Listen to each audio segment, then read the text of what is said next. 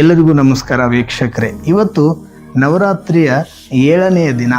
ನವರಾತ್ರಿಯಲ್ಲಿ 7ನೇ ದಿನವನ್ನು ವಿಶೇಷವಾಗಿ ದೇವಿಯನ್ನು, ಆ ಜಗನ್ಮಾತೆಯನ್ನು ಕಾಳರಾತ್ರಿಯ ಅವತಾರದಲ್ಲಿ ಪೂಜೆ ಮಾಡುವಂತಹ ಪದ್ಧತಿ ನಮ್ಮ ಭಾರತ ದೇಶದಲ್ಲಿ ಜಾರಿಯಲ್ಲಿದೆ. ಆ ಕಾಳರಾತ್ರಿ ದೇವಿಯನ್ನು ಪೂಜೆ ಮಾಡುವುದರಿಂದ ನಮ್ಮಲ್ಲಿರುವಂತಹ ಅಜ್ಞಾನ ನಾಶವಾಗ್ತದೆ. ಹೆಸರಿನಲ್ಲೇ ಇರುವಂದರೆ ಕಾಳರಾತ್ರಿ ಅಂದರೆ ಆ ಕಪ್ಪು ಬಣ್ಣದ ದೇವಿ. ಕಾಳರಾತ್ರಿ ನಮ್ಮಲ್ಲಿರುವಂಥ ರಾತ್ರಿ ಅಂದರೆ ಅಂಧಕಾರವನ್ನು ಕಳೆಯುವಂತಹ ದೇವಿ ಯಾರಾದರೂ ಇದ್ದರೆ ಅವಳೇ ಆ ಕಾಳರಾತ್ರಿ. ಈ ಕಾಳರಾತ್ರಿ ವಿಶೇಷವಾಗಿರುವಂಥ ಅವತಾರವನ್ನು ಯಾಕೆ ತಾಳಿದಳು ಜಗನ್ಮಾತೆ ಪಾರ್ವತಿ ದೇವಿ? ಕಾಳರಾತ್ರಿಯಾಗಿ ಯಾಕೆ ಈ ಅವತಾರವನ್ನು ತಾಳಿದಳು ಅನ್ನುವಂತಹ ವಿಚಾರವನ್ನು ನಾವೆಲ್ಲರೂ ತಿಳಿದುಕೊಳ್ಳುವಂತಹ ಪ್ರಯತ್ನವನ್ನು ಮಾಡೋಣ. ಅದರ ಜೊತೆಗೆ ಇವತ್ತು ಈ ನವರಾತ್ರಿಯ 7ನೇ ದಿನವಾದ ಇಂದು ಈ ಕಾಳರಾತ್ರಿಯ ಪೂಜೆಯೊಂದಿಗೆ ವಿಶೇಷವಾಗಿ ಸರಸ್ವತಿ ದೇವಿಯ ಆವಾಹನೆ ಮತ್ತು ಸರಸ್ವತಿ ದೇವಿ ಪೂಜೆ ಕೂಡ ಇವತ್ತು ಅತ್ಯಂತ ಮಹತ್ವಪೂರ್ಣವಾಗಿರುವಂಥದ್ದು.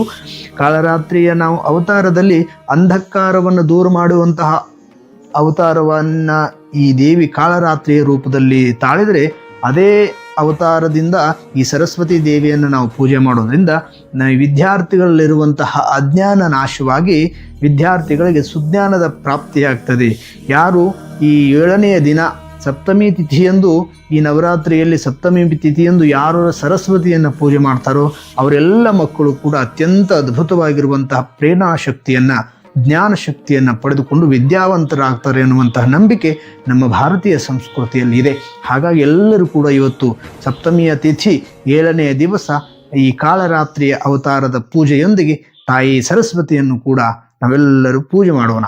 ಹೀಗೆ ಈ 7ನೆಯ ದಿನ ಕಾಳರಾತ್ರಿಯಾಗಿ ದೇವಿ ತನ್ನ ಅವತಾರವನ್ನು ತೋರಿಸಲಿಕ್ಕೆ ಕಾರಣವೇನು ಅನ್ನುವಂತಹ ಒಂದು ರೋಚಕವಾಗಿರುವಂಥ ಕಥೆಯನ್ನು ನಾವೆಲ್ಲರೂ ಕೂಡ ನೋಡೋಣ.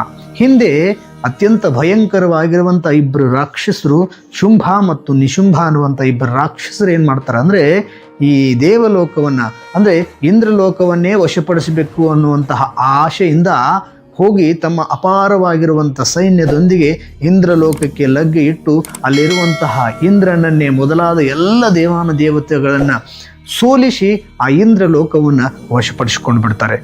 ಈ ಇಂದ್ರಲೋಕವನ್ನು ವಶಪಡಿಸಿಕೊಂಡಾಗ ದೇವತೆಗಳೆಲ್ಲರೂ ಕೂಡ, ಅಲ್ಲಿ ವಾಸವಾಗಿರುವಂಥ ದೇವತೆಗಳೆಲ್ಲ ಕೂಡ ದಿಕ್ಕಾಪಾಲಾಗಿ ಒಂದೊಂದು ಕಡೆ ಅವರು ಪ್ರಯಾಣ ಬೆಳೆಸಬೇಕಾಗ್ತದೆ. ಈ ರೀತಿ ಬೀದಿಯಲ್ಲಿ ತಿರುಗಬೇಕಾಗಿರುವಂಥ ಪರಿಸ್ಥಿತಿ ದೇವತೆಗಳಿಗೆ ಬಂದಾಗ ಆ ಎಲ್ಲ ದೇವತೆಗಳು ಕೂಡಿ ತಾಯಿ ಜಗನ್ಮಾತೆಯ ಹತ್ತಿರ ಹೋಗಿ ಜಗನ್ಮಾತೆಯನ್ನು ಸ್ತೋತ್ರ ಮಾಡ್ತಾರೆ.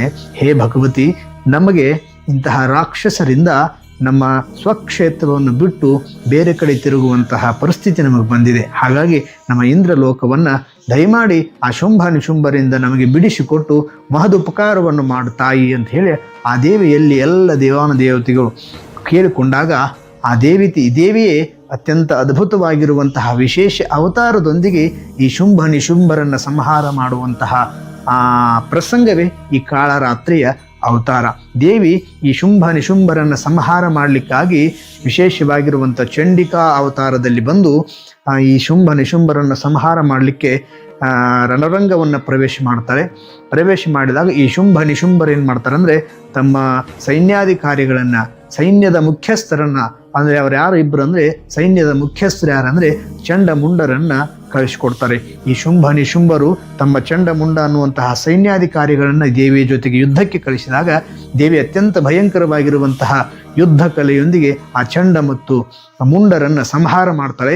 ಆ ಚಂಡಮುಂಡರನ್ನು ಸಂಹಾರ ಮಾಡಿದ್ದಕ್ಕಾಗಿ ಆ ಜಗನ್ಮಾತೆಯನ್ನು ಚಾಮುಂಡಿ ಎನ್ನುವಂತಹ ವಿಶೇಷವಾಗಿರುವ ನಾಮಾಂಕಿತದೊಂದಿಗೆ ನಾವೆಲ್ಲರೂ ಕರೆಯುವುದುಂಟು. ನಾವೆಲ್ಲರೂ ಕೂಡ ಪೂಜೆ ಮಾಡುವಂತಹ ಪದ್ಧತಿ ನಮ್ಮಲ್ಲಿ ಇದೆ. ಹೀಗಾಗಿ ಈ ಚಂಡಮುಂಡರನ್ನು ಸಂಹಾರ ಮಾಡಿದ ಮೇಲೆ ಆ ಶುಂಭ ನಿಶುಂಭರು ಮತ್ತಷ್ಟು ಕ್ರೋಧಗೊಂಡು ಅತ್ಯಂತ ಅದ್ಭುತವಾಗಿರುವಂಥ ಶಕ್ತಿಯನ್ನು ಪ್ರಾಪ್ತಿ ಮಾಡಿಕೊಂಡಿರುವಂತಹ ಒಬ್ಬ ರಕ್ತ ಬೀಜಾಸುರ ಅನ್ನುವಂತಹ ರಾಕ್ಷಸನನ್ನು ಈ ದೇವಿಯ ಜೊತೆಗೆ ಯುದ್ಧಕ್ಕೆ ಕಳಿಸ್ಕೊಡ್ತಾರೆ. ಈ ರಕ್ತ ಬೀಜಾಸುರನಲ್ಲಿ ಒಂದು ವಿಶೇಷವಾಗಿರುವಂಥ ಶಕ್ತಿ ಏನಿತ್ತು ಅಂದರೆ, ಆ ರಕ್ತ ಬೀಜಾಸುರ ಹಿಂದೊಮ್ಮೆ ಆ ಬ್ರಹ್ಮನನ್ನು ಕುರಿತು ಅತ್ಯಂತ ಕಠೋರವಾಗಿರುವಂಥ ತಪಸ್ಸನ್ನು ಮಾಡಿ ಬ್ರಹ್ಮನನ್ನೇ ಒಲಿಸಿಕೊಂಡು ಆ ಬ್ರಹ್ಮನಿಂದ ಒಂದು ವರ ಪಡೆದಿರ್ತಾನೆ. ಆ ವರ ಏನು ಅಂದರೆ, ಯಾವಾಗ ನನ್ನ ಒಂದು ಹನಿ ರಕ್ತ ಭೂಮಿಗೆ ಬೀಳ್ತದೆಯೋ ಭೂಮಿಗೆ ಬಿದ್ದಂಥ ಒಂದೊಂದು ಹನಿ ರಕ್ತದಿಂದ ಒಬ್ಬೊಬ್ಬ ನನ್ನಷ್ಟೇ ಪರಾಕ್ರಮಿಯಾಗಿರುವಂಥ ನನ್ನ ಅವತಾರವೇ ಆಗಿರುವಂತಹ ಒಬ್ಬೊಬ್ಬ ರಕ್ತ ಬೀಜಾಸುರರು ಕೂಡ ಹುಟ್ಕೊಳ್ಳಲಿ ಅನ್ನುವಂತಹ ವರವನ್ನು ಪಡೆದು ಈ ರಕ್ತ ಬೀಜಾಸುರ ಬಂದಿರ್ತಾನೆ. ಅಂತಹ ಅತ್ಯಂತ ಅದ್ಭುತವಾಗಿರುವಂಥ ವರ ಇನ್ಯಾವ ರಾಕ್ಷಸರಿಗೂ ಇರಲಿಲ್ಲ.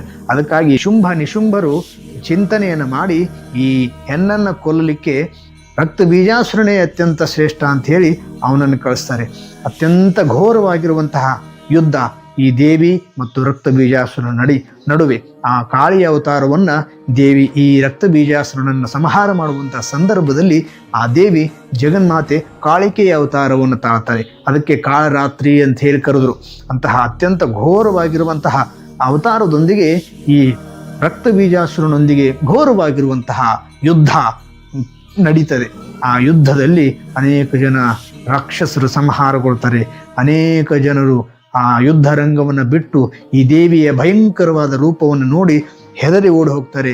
ಇನ್ನು ಕೆಲವೊಂದಿಷ್ಟು ಜನ ಈ ದೇವಿಯ ಹುಂಕಾರದಿಂದಲೇ ನಾಶವಾಗಿ ಹೋಗ್ತಾರೆ.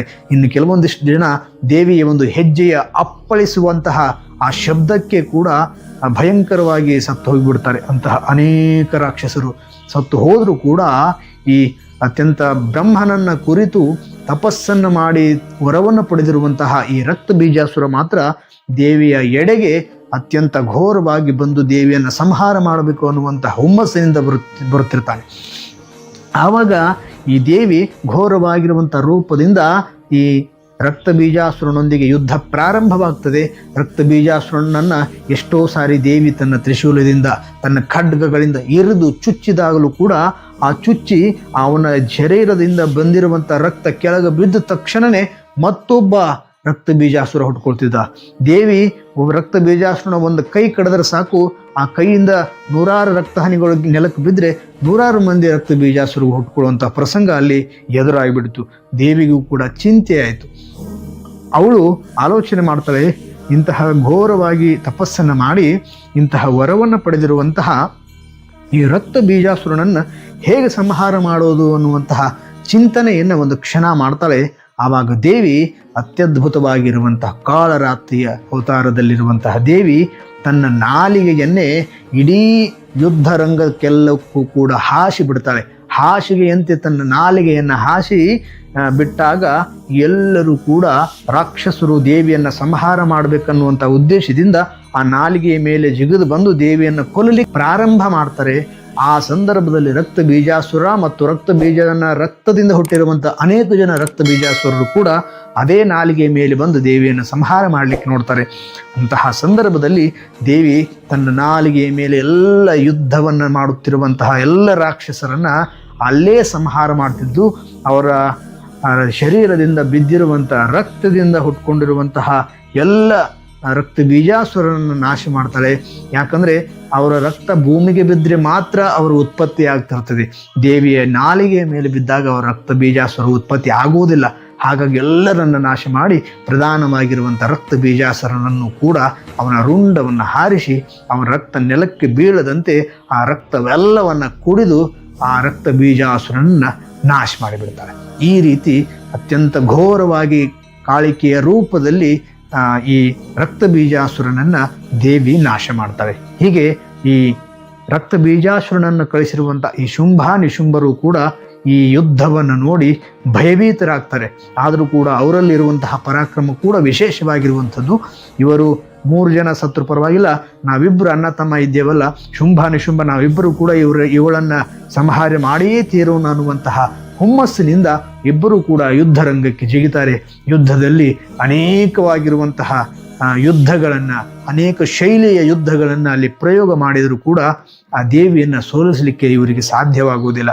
ಮೊದಲು ಈ ನಿಶುಂಭನನ್ನು ದೇವಿ ಸಂಹಾರ ಮಾಡ್ತಾಳೆ, ಖಡ್ಗದಿಂದ ರುಂಡವನ್ನು ಕತ್ತರಿಸ್ತಾಳೆ. ಆನಂತರ ಅಣ್ಣನಾಗಿರುವಂತಹ ಶುಂಭನನ್ನು ತ್ರಿಶೂಲದಿಂದ ದೇವಿ ಸಂಹಾರ ಮಾಡಿಬಿಡ್ತಾಳೆ.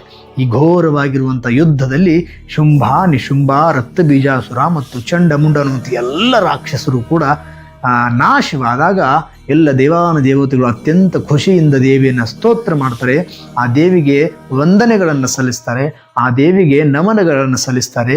ನಮಗೆ ನಮ್ಮಿಂದ ಕಸಿದುಕೊಂಡಿರುವಂಥ ನಮ್ಮ ಸಾಮ್ರಾಜ್ಯವನ್ನು, ನಮ್ಮ ಇಂದ್ರಲೋಕವನ್ನು ನಮಗೆ ಮರಳಿ ಒಪ್ಪಿಸಿದ್ದಕ್ಕೆ ಧನ್ಯವಾದಗಳನ್ನು ಅರ್ಪಿಸ್ತಾರೆ, ಆ ದೇವಿಯನ್ನು ಸ್ತೋತ್ರ ಮಾಡ್ತಾರೆ. ಹೀಗೆ ನಾವೆಲ್ಲರೂ ಕೂಡ ನವರಾತ್ರಿಯ 7ನೇ ದಿನವಾಗಿರುವಂಥ ಇವತ್ತು ಕಾಳರಾತ್ರಿಯನ್ನು, ಅವಳನ್ನು ನಾವು ಪೂಜೆ ಮಾಡೋದ್ರಿಂದ, ಕಾಳಿಕೆಯನ್ನು ಮನದಲ್ಲಿ ಸ್ಮರಿಸುವುದರಿಂದ, ಈ ದೇವಿಯ ಅವತಾರವನ್ನು ನಾವು ಪೂಜೆ ಮಾಡೋದ್ರಿಂದ ಅತ್ಯಂತ ಅದ್ಭುತವಾಗಿರುವಂಥ ಫಲಗಳು ನಮಗೆ ಸಿಗ್ತವೆ.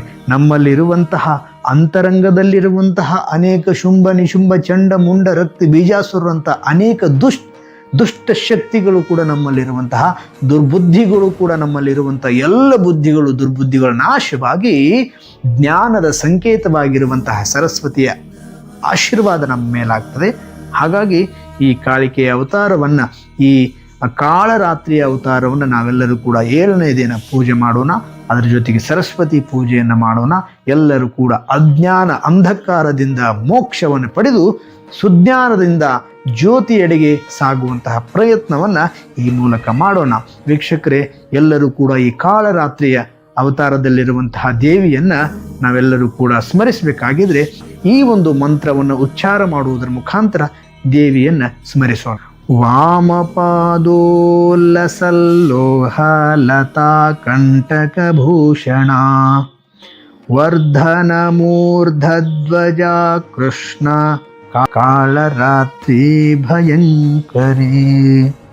ಮಂತ್ರವನ್ನು ಉಚ್ಚಾರ ಮಾಡುವುದರ ಮುಖಾಂತರ ನಾವೆಲ್ಲರೂ ಕೂಡ ಕಾಳರಾತ್ರಿಯ ಕೃಪೆಗೆ ಪಾತ್ರರಾಗೋಣ. ಈ ಒಂದು ದಿನ ವಿಶೇಷವಾಗಿ ಕಾಳರಾತ್ರಿಗಾಗಿರಬಹುದು, ಸರಸ್ವತಿಗಾಗಿರಬಹುದು, ಬಿಳಿಯ ಹೂವಿನಿಂದ ಪೂಜೆ ಮಾಡಿದರೆ, ಆನಂತರ ಪ್ರಸಾದದಲ್ಲಿ ನೈವೇದ್ಯದಲ್ಲಿ ಬೆಲ್ಲವನ್ನು ಬೆರೆಸಿ ನೈವೇದ್ಯ ಮಾಡೋದರಿಂದ ವಿಶೇಷವಾಗಿ ದೇವಿಯ ಕೃಪೆಗೆ ಪಾತ್ರರಾಗ್ತವೆ. ಹಾಗಾಗಿ ಎಲ್ಲರೂ ಕೂಡ ಈ ದೇವಿಯ ಅನುಗ್ರಹವನ್ನು ಪಡೆದುಕೊಳ್ಳುವಂಥವರಾಗೋಣ. ಎಲ್ಲರಿಗೂ ನಮಸ್ಕಾರ.